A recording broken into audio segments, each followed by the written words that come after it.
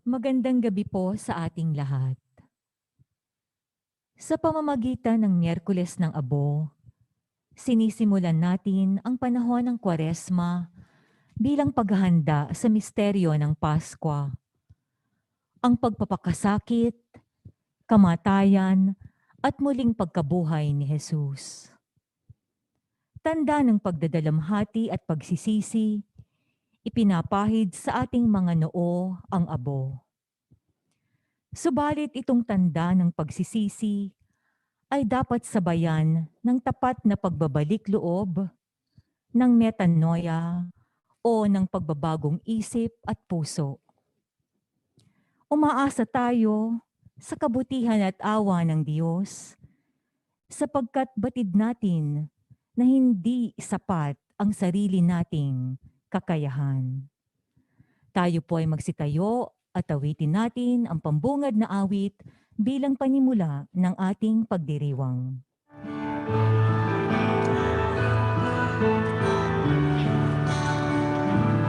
Masdan mo, Diyos, ang lingkod mo,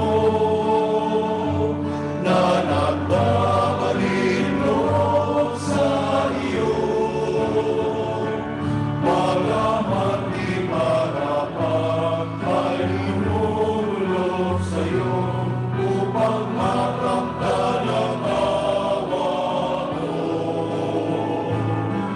Ang diwa ko'y nagiliglig, sumalayo sa'yo. Ang puso ko'y nag-ibig at di kong mahalay sa'yo. Kailan umataya at itikman ang awa mo? Kailan nalaungin ang patawad mo? Magandang gabi sa inyong lahat na sumusubaybay sa live streaming ng Misa mula po dito sa aming kapilya dito sa St. Joseph's Cathedral Parish. Ang sinasagawang misa po ay para sa kapakinabangan ng mga kapatid natin sa buong UAE at sa ibang bansa na hindi nagkaroon ng pagkakataon na makapunta sa simbahan, makapag-register, lalong-lalo na yung mga nasa Ruways, mga kapatid natin sa Ruways. Kaya samahan po ninyo kami sa loob ng liturhiyang ito na kung saan ibibigay po sa atin ang abo. So tayo po ay nasa Ash Wednesday. Simulan po natin ang pagdiriwang sa ngalan ng Ama at ng Anak at ng Espiritu Santo. Amen.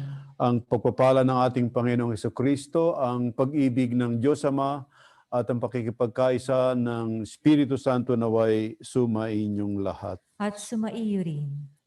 Hindi po natin gagawin ang paghingi ng tawad dahil ito po ay gagawin sa pagbabasbas ng abo at paglalagay ng abo sa ating mga ulo. Kaya ngayon po tayo ay manalangin.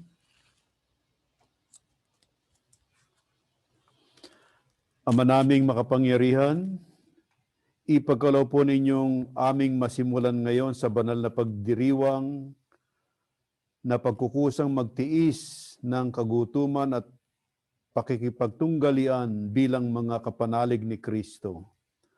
Sa aming pagsugpo sa mga salungat na pamumuhay sa Espiritu, maging amin nawang sandata ang pagtitimpi sa sarili sa pamamagitan ni Jesucristo, kasama ng Espiritu Santo magpa sa walang hanggan. Amen.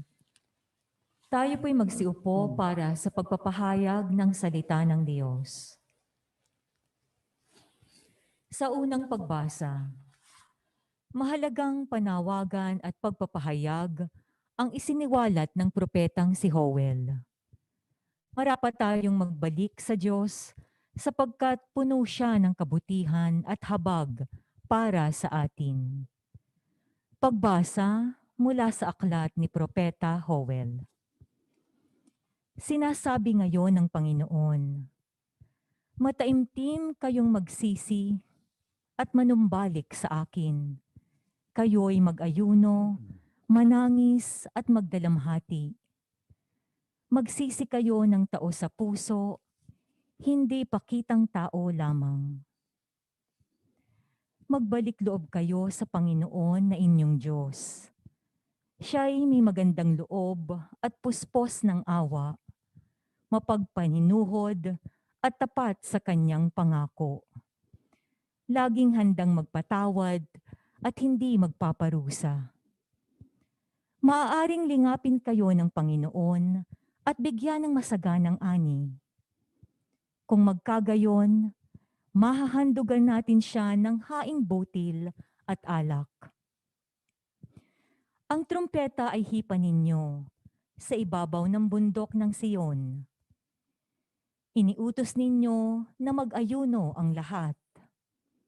Tawagin ninyong mga tao para sa isang banal na pagtitipon. Tipunin ninyo ang lahat, matatanda at bata, pati mga sanggol at maging ang mga bagong kasal. Mga saserdote, kayo'y tumayo sa pagitan ng pasukan at ng dambana. Manangis kayo't manalangin ng ganito. Mahabag ka sa iyong bayan, O Panginoon. Huwag mong tulutang kami hamakit pagtawanan ng ibang mga bansa at tanungin, nasaan ang inyong Diyos? Pagkaraan, ipinamalas ng Panginoon na siya'y nagmamalasakit sa kanyang bayan. Ang salita ng Diyos. Salamat sa Diyos.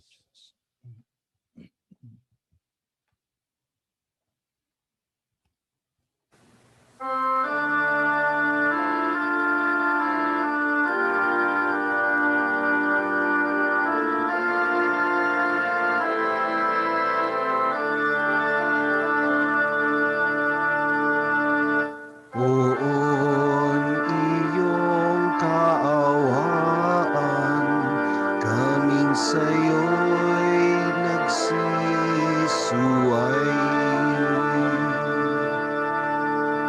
Poon iyong kaawaan, kaming sa'yo'y nagsisuway.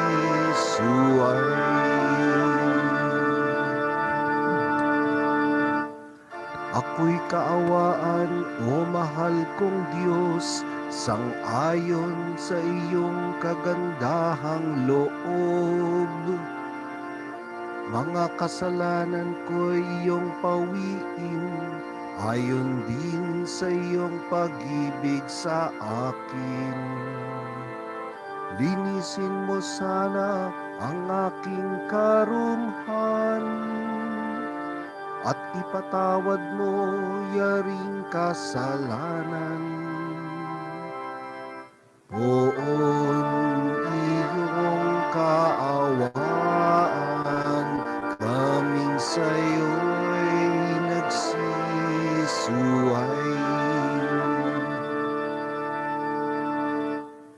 Ang pagsalangsang ko ay kinikilala, laging nasa isip ko at alaala.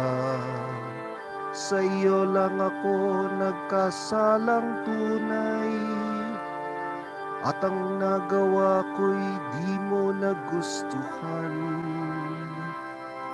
Poon iyong kaawaan, kaming sa'yo'y nagsisuway. Isang pusong tapat sa aking likhain, bigyan mo, O Diyos, ng bagong damdamin. Sa iyong harap ay huwag akong alisin, ang Espiritu mo ang papaghariin. Poon iyong kaawaan, kaming sa'yo'y nagsisuway. Ang galak na dulot ng iyong pagliligtas, ibalik at ako ay gawin mong tapat. Turuan mo akong makapagsalita at pupurihin ka sa gitna ng madla. Oon iyong kaawaan, kaming sa'yo'y nagsisuway. Oon iyong kaawaan, kaming sa'yo'y nagsisuway.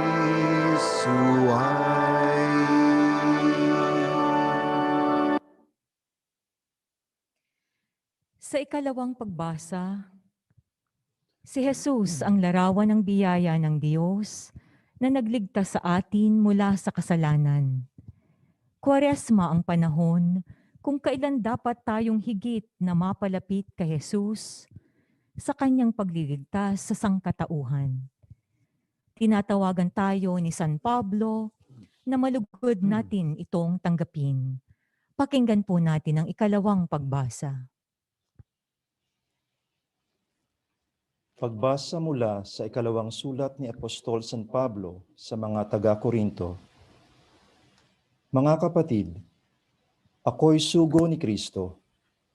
Parang ang Diyos na rin ang namamanhik sa inyo sa pamamagitan ko. Makipagkasundo kayo sa Diyos. Hindi nagkasala si Kristo, ngunit dahil sa atin, siya'y ibinilang na makasalanan upang makipag-isa tayo sa Kanya at mapabanal sa harapan ng Diyos sa pamamagitan niya. Yamang kami mga katulong sa gawain ng Diyos, ipinamamanhik namin sa inyo na huwag niyong sayangin ang pagkakataong ibinibigay sa atin ng Diyos. Sapagkat sinabi niya, sa kaukulang panahon ay pinakinggan kita. Sa araw ng pagliligtas, sinaklolohan kita. Tingnan nyo, ngayon na ang panahong nararapat. Ngayon ang araw ng pagliligtas. Ang salita ng Diyos. Salamat sa Diyos.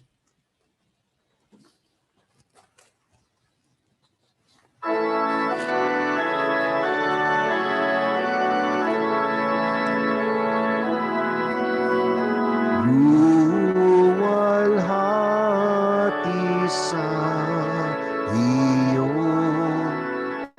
Panginoong Jesucristo. Luwalhati sa iyo,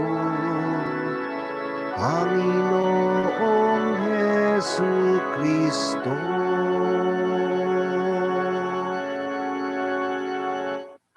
Kapag ngayo'y napakinggan ang tinig ng poong mahal, huwag na ninyong hadlangan ang pagsasakatuparan ng mithi niya't kalooban. Luwalhati sa iyo, Panginoong Jesucristo. Luwalhati sa iyo, Panginoong Jesucristo.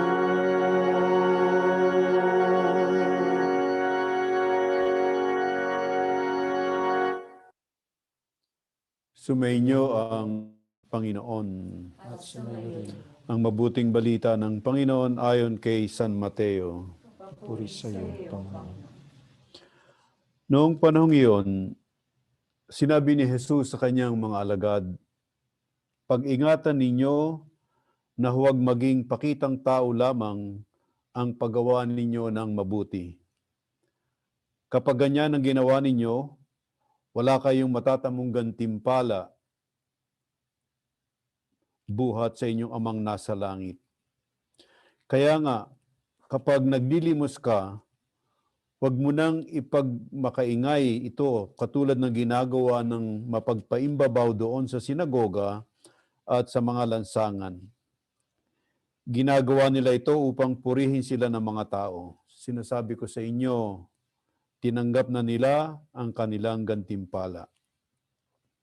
Ngunit kung naglilimos ka, huwag mo nang ipaalam ito kahit sa iyong pinakamatalik na kaibigan upang malihim ang iyong paglilimos. At gagantihan ka ng iyong amang nakakakita ng kabutihang ginagawa mo ng lihim. At kapag nananalangin kayo, huwag kayong tumulad sa mga mapagpaimbabaw. Mahilig silang manalangin patayo sa mga sinagoga at sa mga panulukandaan upang makita ng mga tao.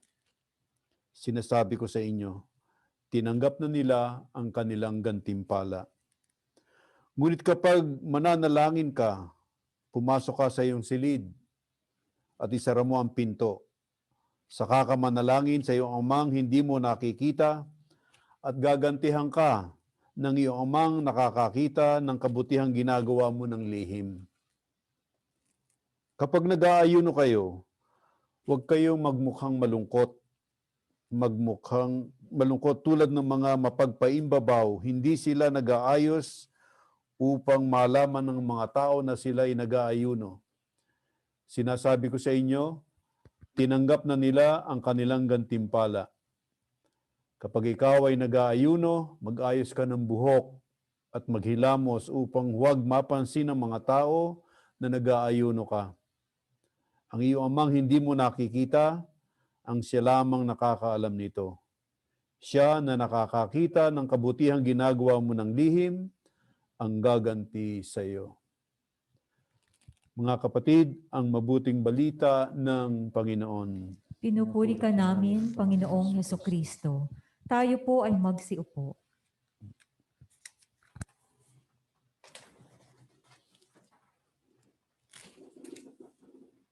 Magandang gabi uli sa inyong lahat at ang Ash Wednesday o ang Miyerkules ng Abo ang hudyat ng simula ng 40 araw na paghahanda para sa muling pagkabuhay ni Jesus. Yun ngayon ang liturgical terminology sa Lent o Quaresma. 40 araw na paghahanda para sa muling pagkabuhay ni Jesus. Quaresma. Ang nakagisnas natin lahat ay yung dumudulog tayo sa simbahan, nagpapalagay ng abo. Pero sa kabila ng ginagawang ito ng simbahan, sa likod ng ginagawang ito, ng ritong ito ng Miyerkules ng Abo ay napakahabang kasaysayan. Bumabalik po tayo sa primitive church, wika nga sa Ingles, na nagsimula ang simbahan, nakukunti ang mga tao.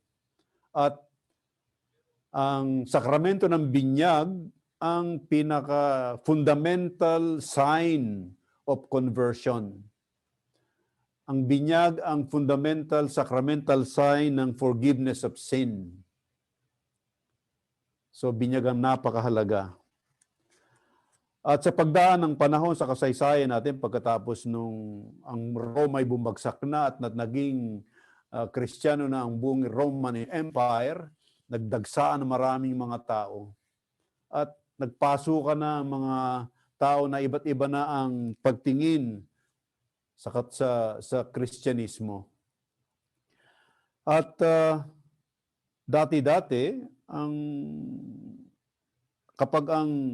sa primitive church, kapag ang isang Kristiyano ay nagkasala ng mabigat, 3 lang yung binanggit sa kasaysayan, yung apostasy o pag-alis sa daan ng kaligtasan, apostasy, murder, at adultery. Ito yung 3 mabibigit na kasalanan na kung saan ang isang Kristiyano ay inihiwalay sa kanyang komunidad. At binibigyan siya ng 40 araw na pagkakataon para makita niya yung kanyang nagawang kasalanan at pagsisihan. Inihiwalay siya sa komunidad. At sumasama lamang siya sa tinatawag natin ngayon na Liturgy of the Word. At pagkatapos ng homily, itong mga penitents na ito, hindi naman karamihan, basta yun lang mga nagkasala ng mabigat, sila ay aalis na. Hindi na sila makakasama sa Liturgy of the Eucharist. At sa simula ng kanilang pagbabalik loob, sila po ay binibigyan ng sackcloth. At yung obispo na siyang namamahala sa komunidad, bubusan sila ng abo sa ulo, sa buong katawan. Tanda na sila ay inihiwalay sa komunidad para magsisi. Ang tawag po doon ay yung excommunicated, humihiwalay sa komunidad, out of the community.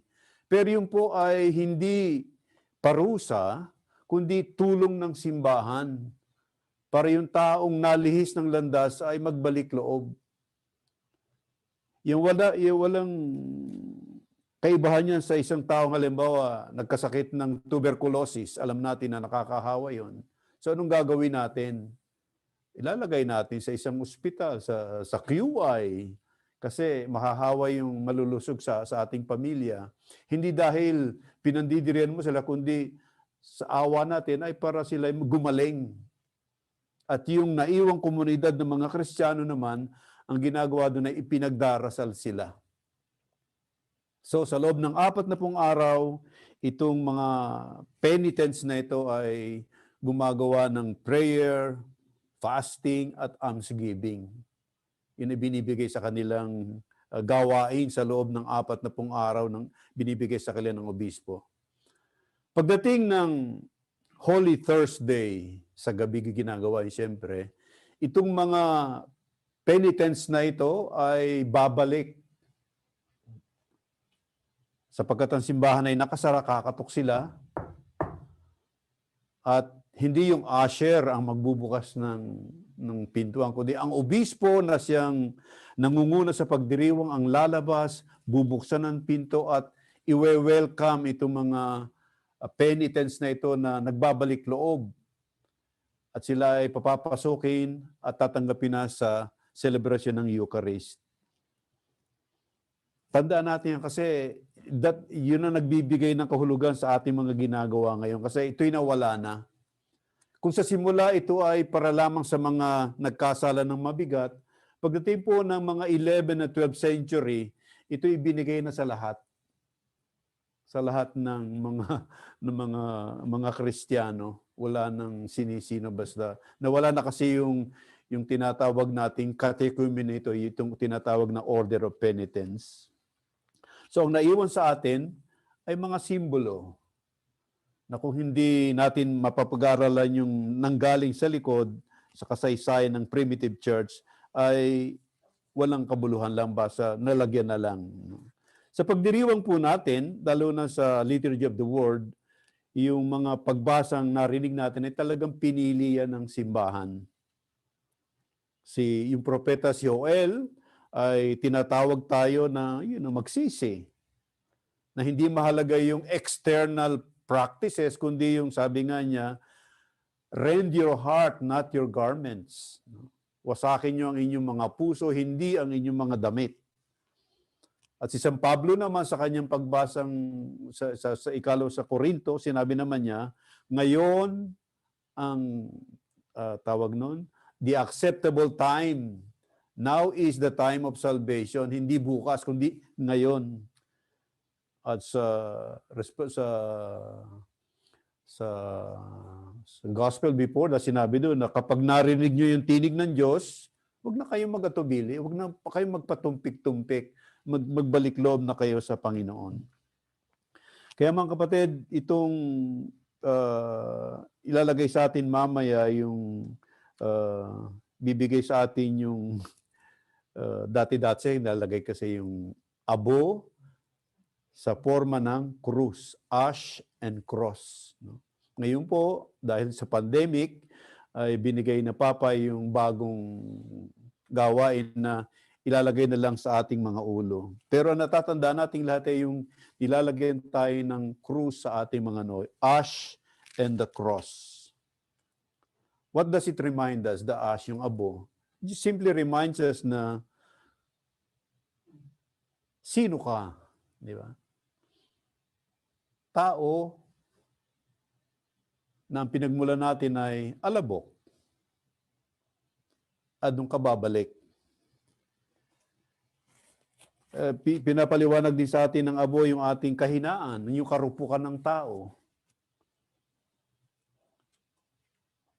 Ito rin ay nagpapaalaala sa atin ng kung saan tayo pupunta, kung ano ba yung terminal natin, di ba? Yung lilisan ka sa mundong ito, di ba? Ito rin ay nangangahulugan ng pangangailangan natin na humingi ng tawad at patawarin ng Diyos. At yung forma ng krus ay pinapaalala sa atin si Jesus na naging tao, ang Diyos na naging tao. Pinaalala sa atin ang krus, yung kapangyarihan ni Jesus sa ating mga kahinaan at ating mga pagkakasala. At yun din ay sagisag ng awa, walang hanggang awa ng Diyos sa ating lahat. Kaya kapag tayo po ay tumingin sa krus, no?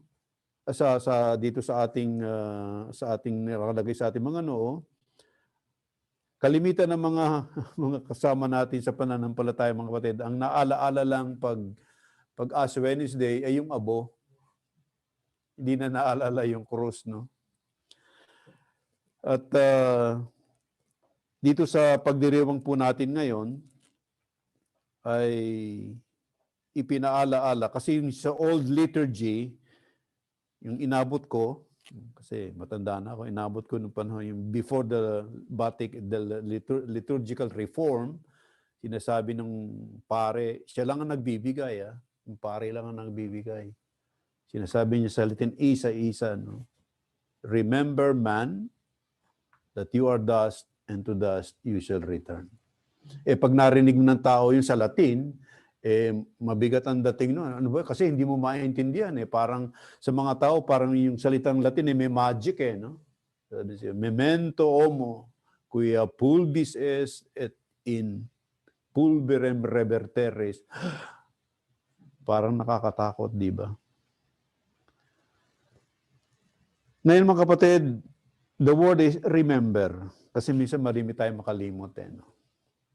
Remember, itong taong mga nakaraan, last year, naalala natin bilang bayan ay simula pa lang ng Enero, sumabog na yung bulkan. Remember. At yung mga nangamatay doong mga tao, nawalan ng trabaho, iisa lang yung kanilang fundamental question. Nasaan ang Diyos? Yung mga pagkatapos dumating pagkatapos no lindol ba o bagyo, hindi ko alam. Bagyo. Marami ding namatay, nasalantang mga kabuhayan. Again, the fundamental question is, where is God?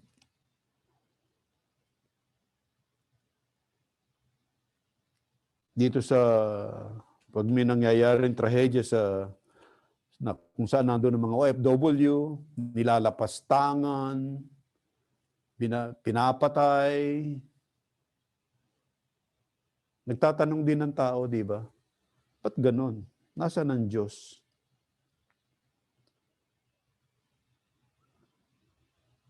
At sa gitna nitong mga fundamental existential questions natin, sa gitna ng hirap, nasaan ang Diyos?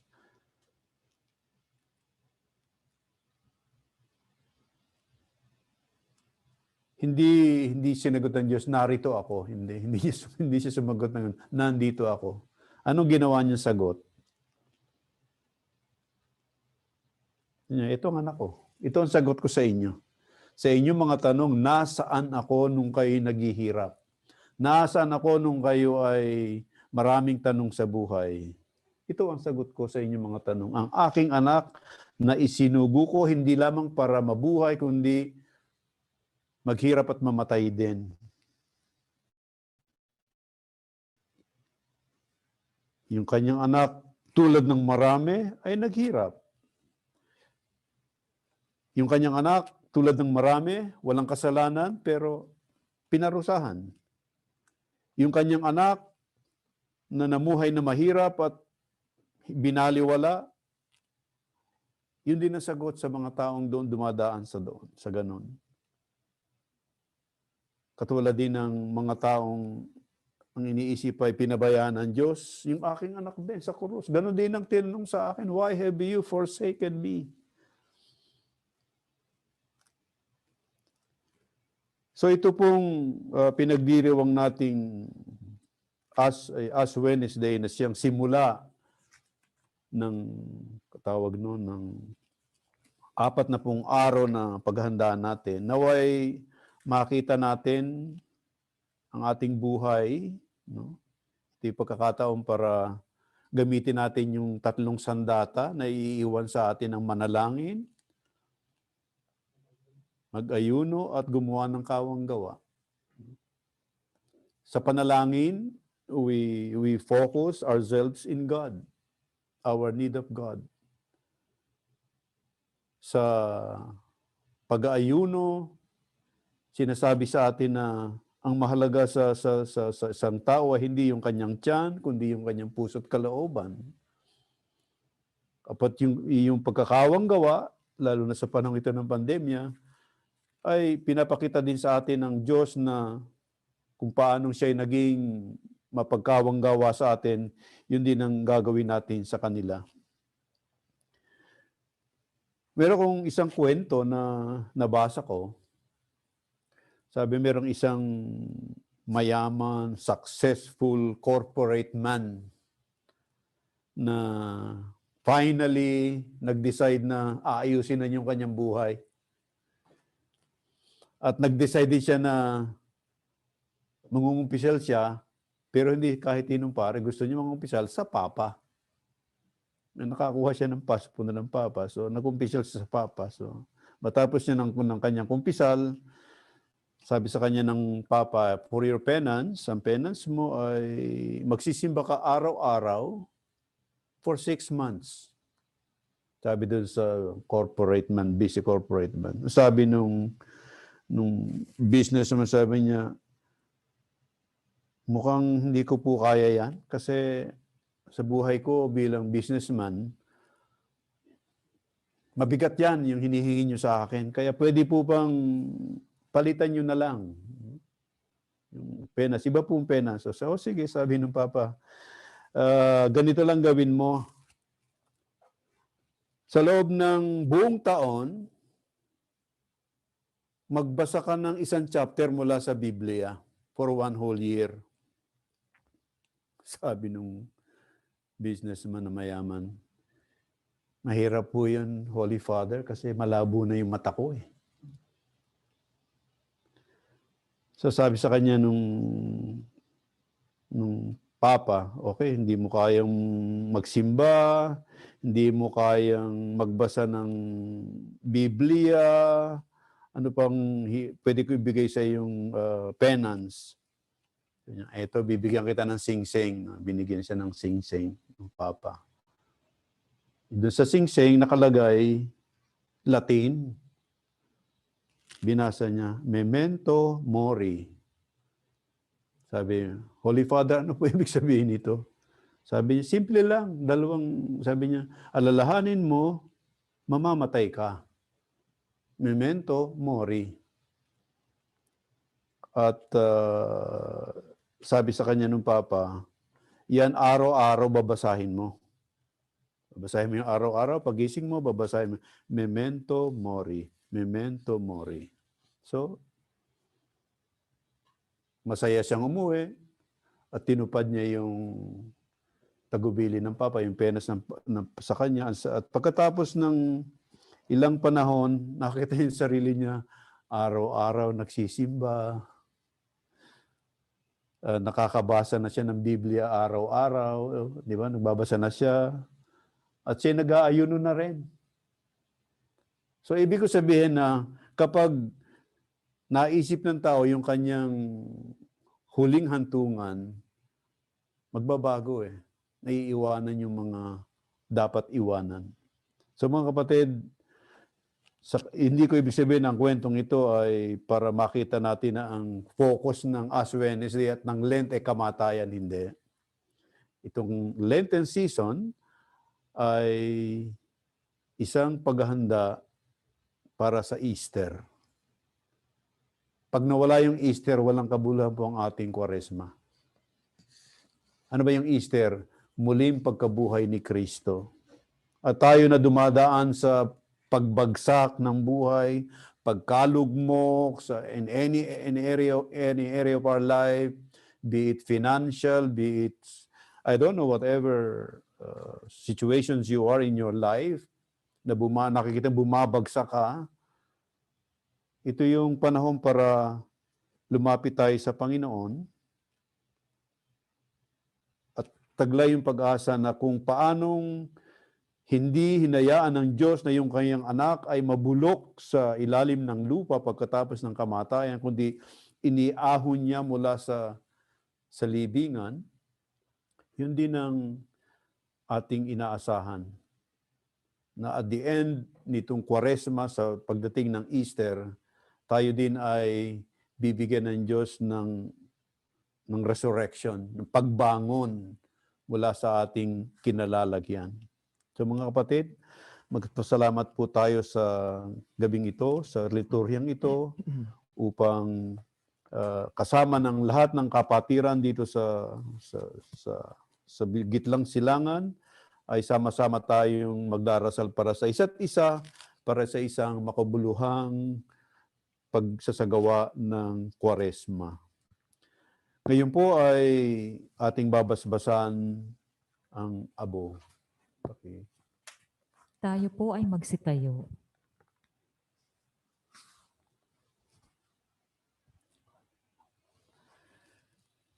Minamahal na mga kapatid, manalangin tayo sa Amang May Kapal upang ang abong sa ulo natin ilalagay upang ipahiwatig ang pagbabagong buhay ay marapatin niyang gawaran ng kanyang pagpapala at dakilang pagmamahal.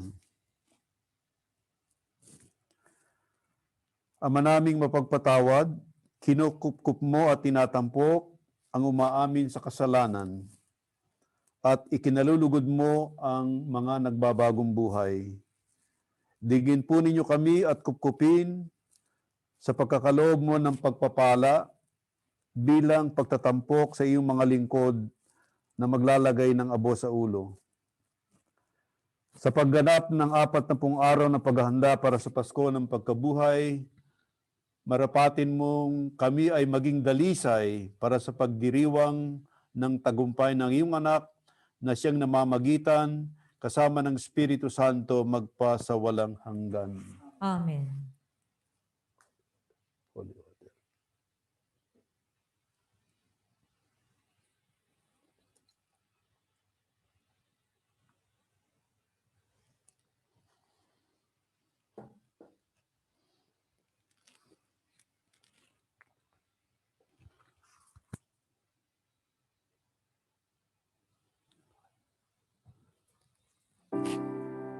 Ngayon lalagyan po natin ang mga kapatid na dito sa harapan.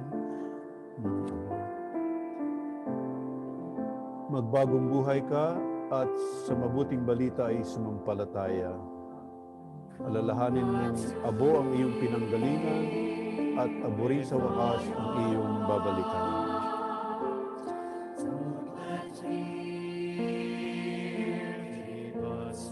Magbagong buhay ka at sa mabuting balita ay sumampalataya. Alalahanin mong abo ang iyong pinanggalingan at sa abo rin sa wakas ang iyong babalikan.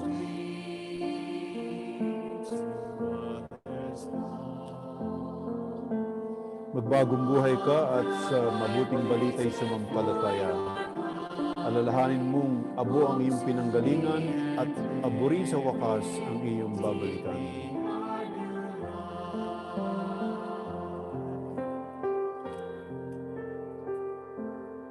Magbagong buhay ka at sa mabuting balita ay sumampalataya. Alalahanin mong abo ang iyong pinanggalingan at sa abo rin ang iyong babalikan.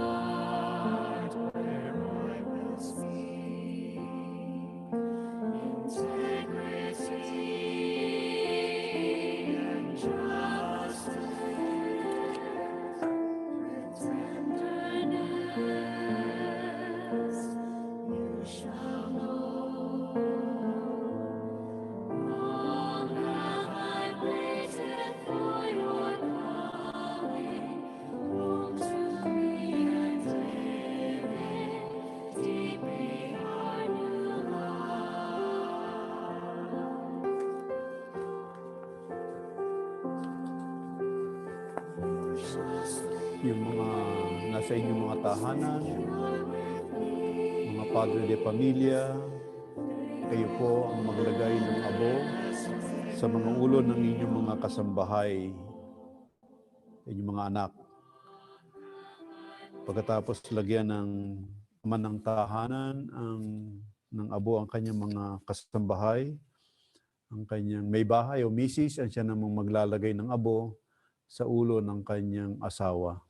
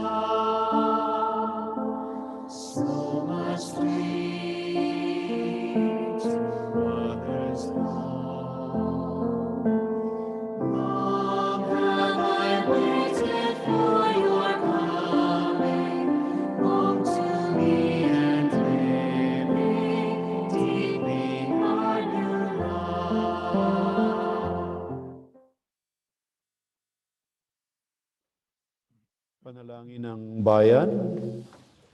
Sa pagpasok natin sa panahon ng Kwaresma, inaanyayahan tayong tumugon sa Diyos na tumatawag sa atin upang magbalik sa Kanya ng buong puso. Ang ating pong itutugon sa bawat panalangin, Panginoon, dinggin mo ang iyong bayan. Panginoon, dinggin mo ang iyong bayan.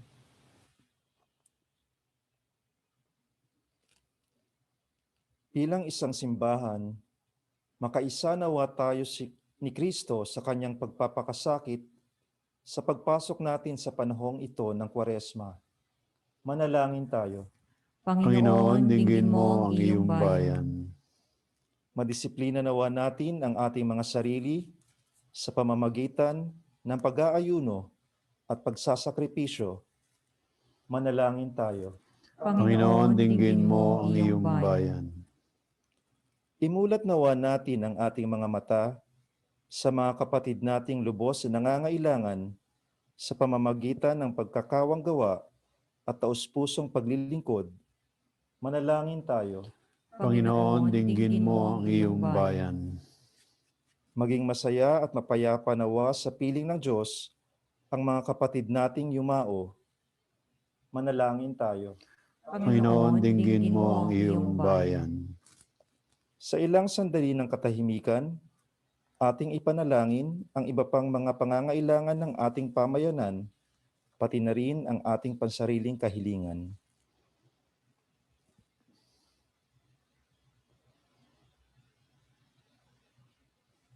Manalangin tayo. Panginoon, dinggin mo ang aming panalangin. O Diyos na mahabagin, inyo pong tunghayan ang aming mga kahilingan. Nawa ang mga abong aming tinanggap ay tunay na maging sagisag ng aming pangakong tuparin ang iyong kalooban. Hinihiling namin ito sa pamamagitan ni Kristo na aming Panginoon. Amen. Tayo po'y magsiupo para sa paghahain ng mga alay.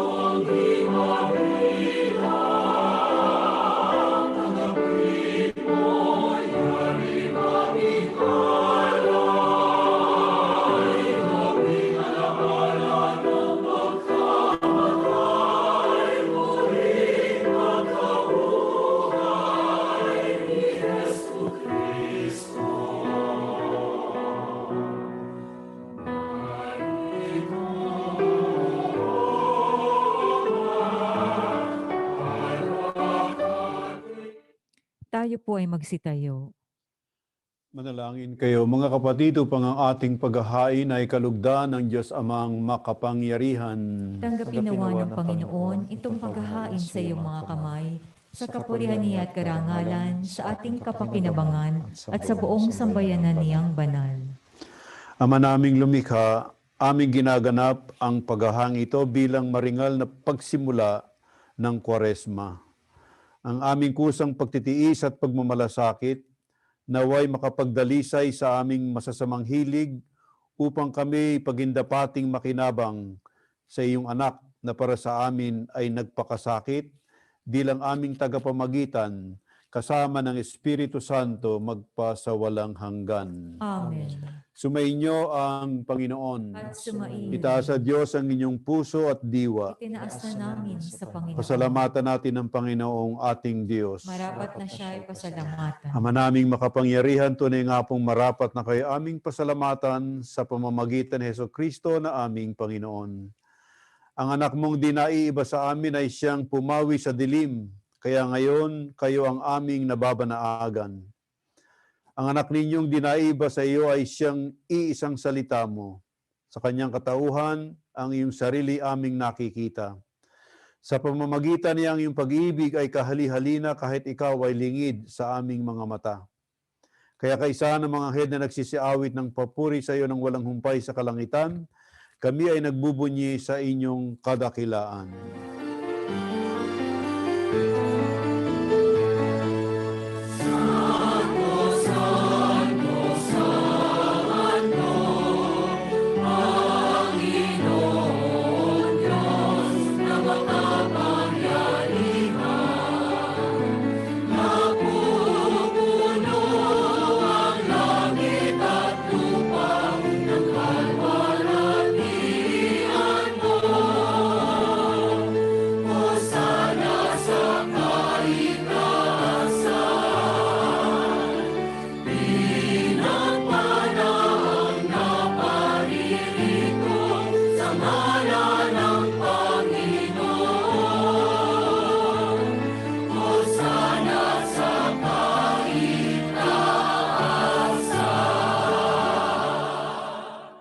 Tayo po'y magsiluhod.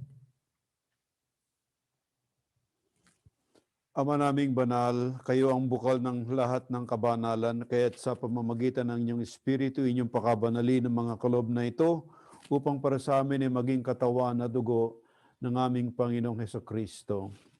Bago niya pinagtiis ang kusang loob na maging handog, hinawakan niyang tinapay, nagpasalamat sa inyo, hinatin binigay sa kanyang mga lagad at sinabi, tanggapin ninyong lahat ito at kanin.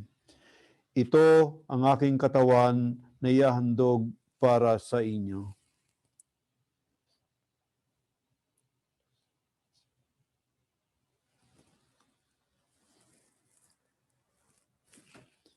Gayon din naman nang matapos ang hapunan, kinuha niya ang kalis, muli kanyang pinasalamatan. Iniabot ang kalis sa kanyang mga lagad at sinabi, tanggapin ninyong lahat ito at inumin. Ito ang kalis ng aking dugo, ng bago at walang hanggang tipan. Ang aking dugo na ibubuhos para sa inyo at para sa lahat sa ikapagpapatawad ng mga kasalanan. Gawin ninyo ito sa pag-aalaala sa akin.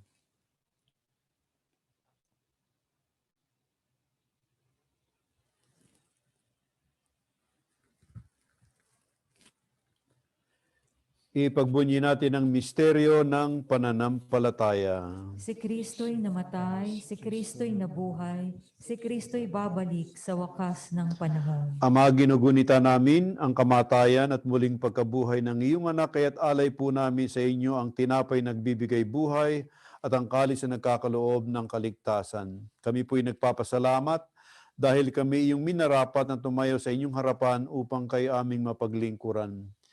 Isinasamo po namin na kaming makikinabang sa katawan na dugo ni Kristo ay pag-isahin ng Espiritu Santo. Amahan niyo po lingapin ang simbahang laganap sa buong daigdig. Puspusin kami sa pag-ibig, kaisa ng aming Papa si Francisco, ang obispo naming si Pablo at ng Tanang Kaparian. Inyo pong alalahanin ng mga kapatid naming nahimlay na umaasang sila'y muling mabubuhay at ang lahat ng mga pumanaw, kawan niyo po sila at patuloyin sa inyong kaliwanagan. at kami pong nagdiriwang ng misang ito ay inyong kahabagan, pagindapatin kaming lahat na makasalo sa inyong buhay na walang wakas.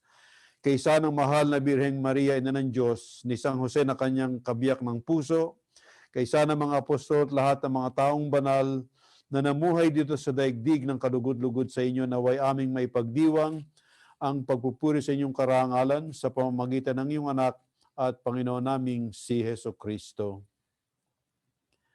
Sa pamamagitan ni Kristo, kasama niya at sa Kanya ang lahat ng parangal at papuri ay sa iyo, Diyos amang makapangyarihan, kasama ng Espiritu Santo, magpasawalang hanggan.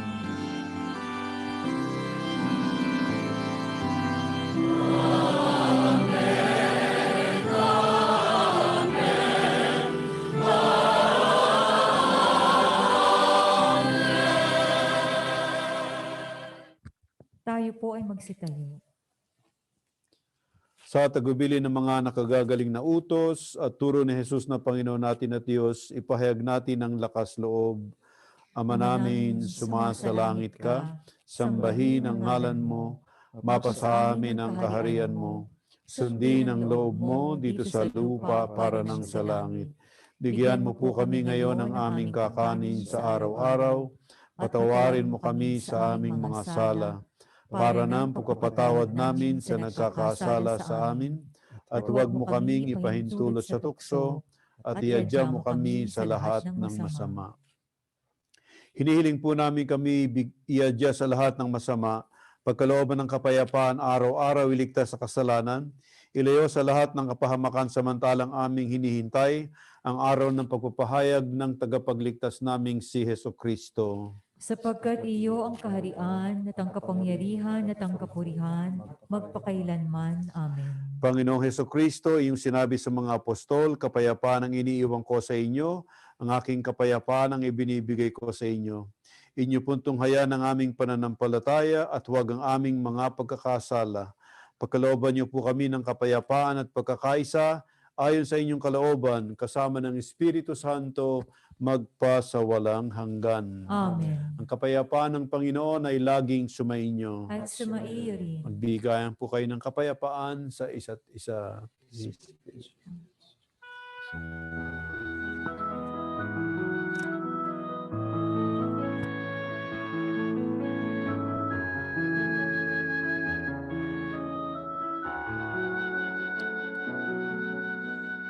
Cordero ng Diyos na nag-aalis ng mga kasalanan ng mundo. Maawa ka sa amin, Cordero ng Diyos, maawa ka. Cordero ng Diyos na nag-aalis ng mga kasalanan ng mundo. Maawa ka sa amin, Cordero ng Diyos, maawa ka.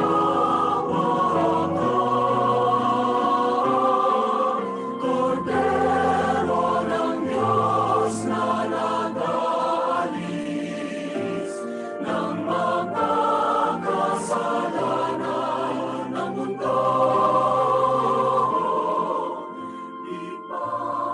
Ipagkaloob mo sa amin ang kapayapaan.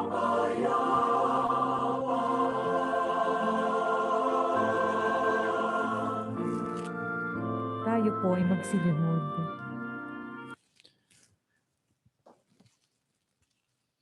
Mga kapatid, ito si Jesus, ang anak ng Diyos na nagpakasakit para sa ating kaligtasan. Siya ang kordero ng Diyos na nag-aalis ng mga kasalanan ng sanlibutan, mapapalad ang tinatawag sa kanyang piging. Panginoon, hindi ako karapat-dapat na magpatuloy sa iyo. Ngunit Ngunit sa isang salita mo lamang ay gagaling na ako.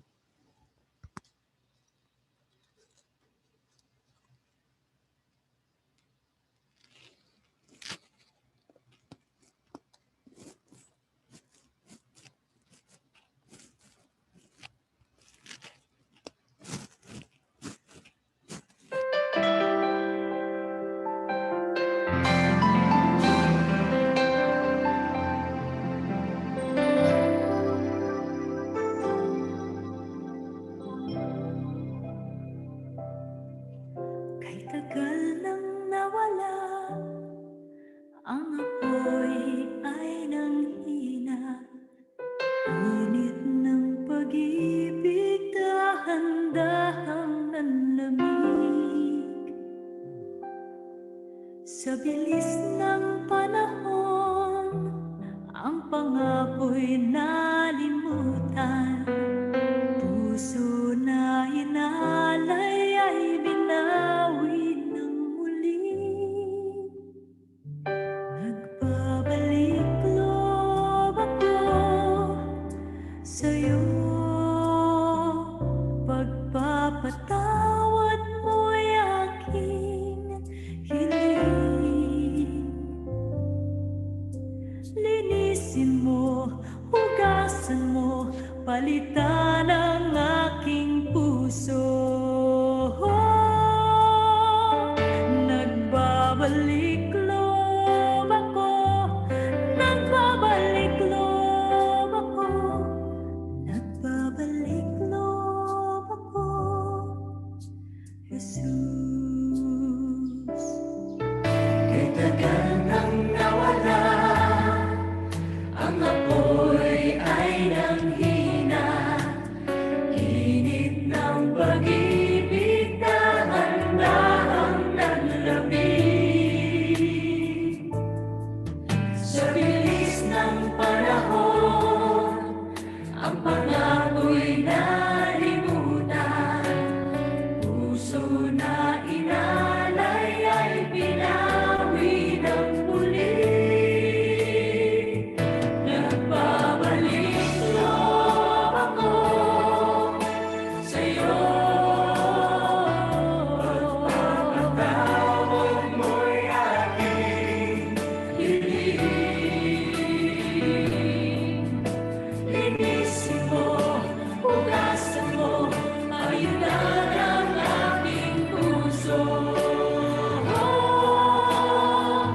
Nagbabalik loob ako, nagbabalik loob ako, nagbabalik loob ako, Jesus.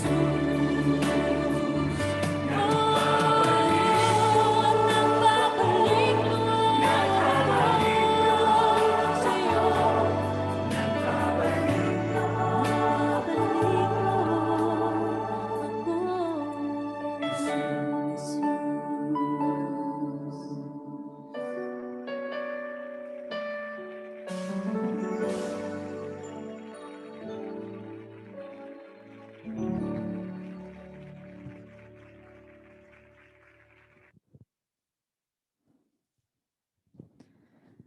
Tayo po ay magsitayo para sa pagdarasal ng Oratio Imparata.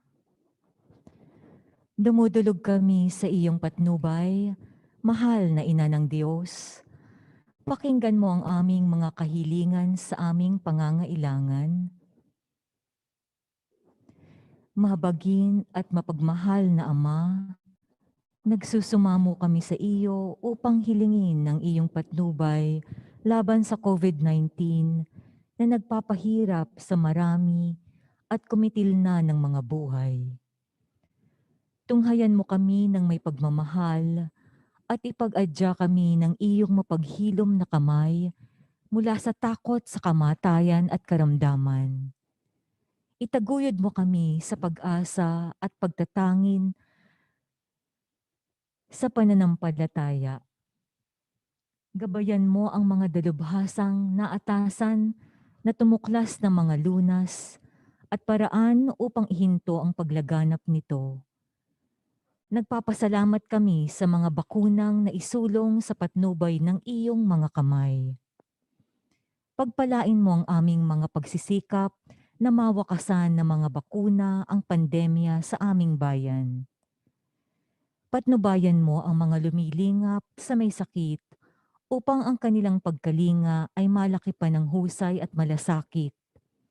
Pagkalooban mo sila ng kalusugan sa isip at katawan, katatagan sa kanilang paninindigang maglingkod at ipagsanggalang sa karamdaman. Itinataas namin ang mga nagdurusa, makamtan nawa nila ang mabuting kalusugan. Lingapin mo rin ang mga kumakalinga sa kanila. Pagkamitin mo ng kapayapaang walang hanggan ang mga pumanaw na. Pagkalooban mo kami ng biyaya na magtulong-tulong tungo sa ikabubuti ng lahat. Pukawin sa amin ang pagmamalasakit sa mga nangangailangan. Sa pagdamay at malasakit namin sa bawat isa, malampasan nawa namin ang krisis na ito. At lumago sa kabanal-banalan at pagbabalik loob sa iyo, hinihiling namin ito sa pamamagitan ni Jesucristo na nabubuhay at naghaharing kasama mo at ng Espiritu Santo, iisang Diyos magpasawalang hanggan. Amen. Dumudulog kami sa iyong patnubay, mahal na Ina ng Diyos. Pakinggan mo ang aming mga kahilingan sa aming pangangailangan at ipag-adya mo kami sa lahat ng kasamaan, maluwalhati at pinagpalang Birhen. Amen. Mahal na Birhen, mapagmagaling, mapagpagaling sa may sakit, Panalangin mo kami. San Jose, Panalangin mo kami.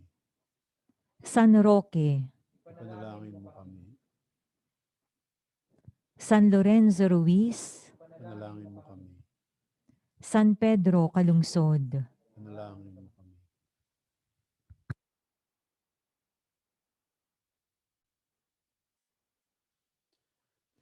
Manalangin po tayo.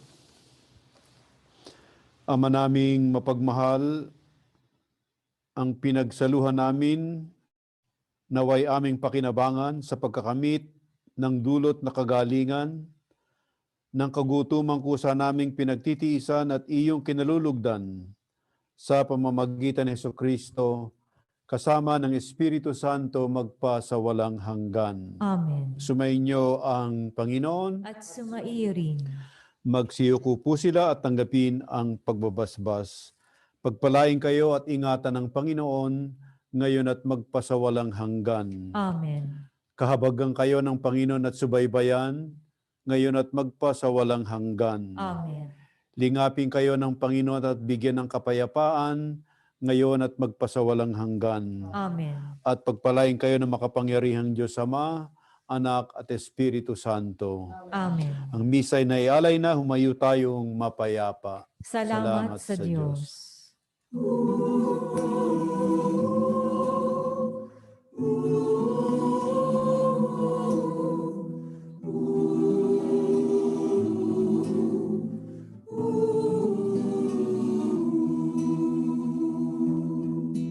Dakilang pag-ibig saan man manahan, Diyos ay naroon.